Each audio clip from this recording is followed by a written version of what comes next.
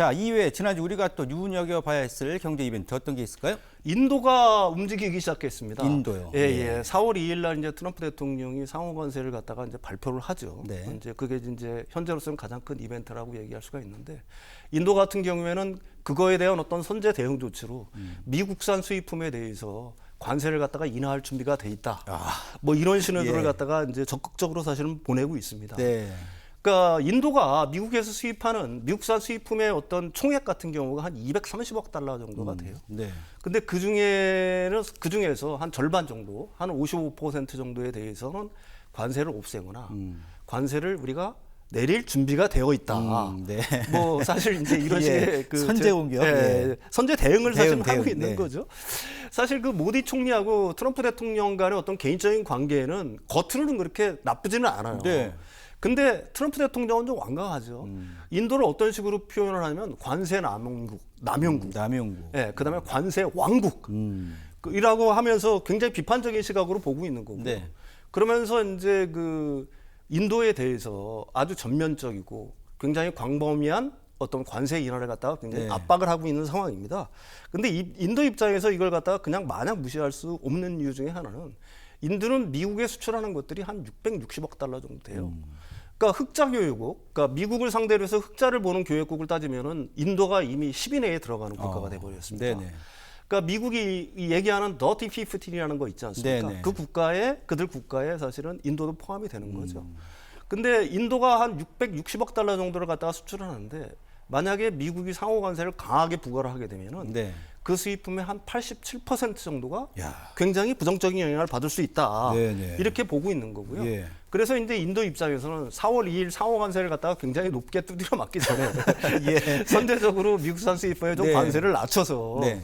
이 그 상호 관세의 어떤 예봉을 좀 피해 나가자. 잘 좀 봐주세요. 이런 거죠. 예. 뭐 이런 어떤 의도를 갖고 있는 것 같아요. 네. 근데 인도 입장에서는 좀 중요하게 보는 이유가 뭐냐면, 가장 큰 타격이 예상이 되는 게 의약품 분야하고 자동차 분야예요. 네. 여러분들이 의아하실 거예요. 인도가 무슨 의약품을 미국에 수출하지? 네. 근데 그 원천 기술은 미국이 다 갖고 있는 거고, 자동차의 파운드리처럼 인도가 위탁 생산을 하고 있는 겁니다. 네네. 그걸 이제 어려운 용어로 뭐 CDMO 방식이라고 얘기를 하는데, 네. 그런 의약품들이 미국으로 많이 수출되고 있는 거고요.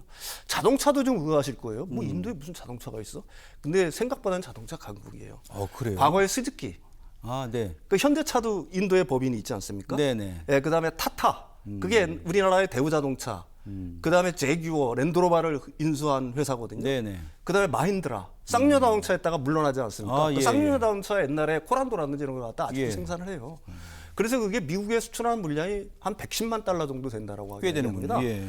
그러니까 이 상호 관세를 갖다 본격적으로 두들겨 맞으면 사실 인도 산업 같은 경우는 굉장히 좀 공경에 처할 수 있다. 예. 근데 이제 문제는 그 인도가 제시하는 협상안을 갖다가 트럼프 대통령, 미국 측에서 받아들일 것이냐 하는 여부잖아요.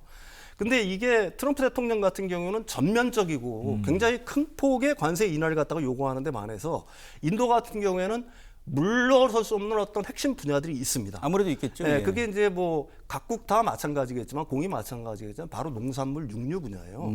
그 옥수수라든지 밀, 그다음에 유제품 등 같은 경우에는 현재 미국산을 갖다가 받아들이긴 하는데 그게 30에서 60% 정도 관세거든요. 네. 근데 이쪽 부분은 이제 물러설 수 없다라고 얘기를 하는 거고요.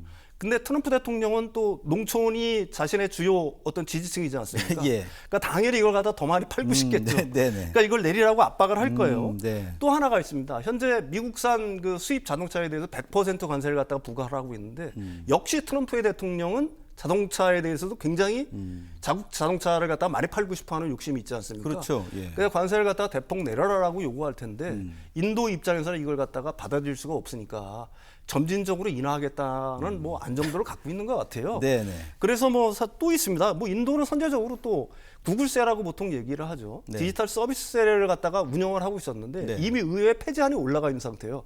이것까지 좀 없애겠다라고 하면 성의를 보이고 있는데, 트럼프 대통령, 즉 미국 측에서 이런 인도의 어떤 성의를 받아들일지, 네. 그거는 지금 상태로서는 굉장히 불확실하다, 이렇게 말씀드릴 수가 있을 것 같아요. 예.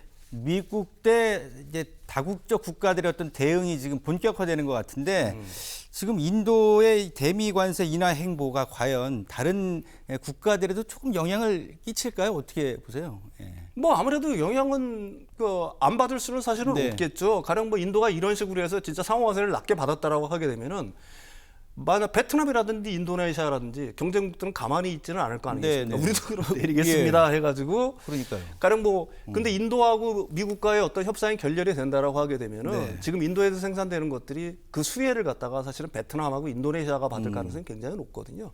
그러니까 상호 간의 어떤 경쟁 분위기도 어느 정도 조성이 된다. 뭐 이렇게 봐야 되겠죠. 예.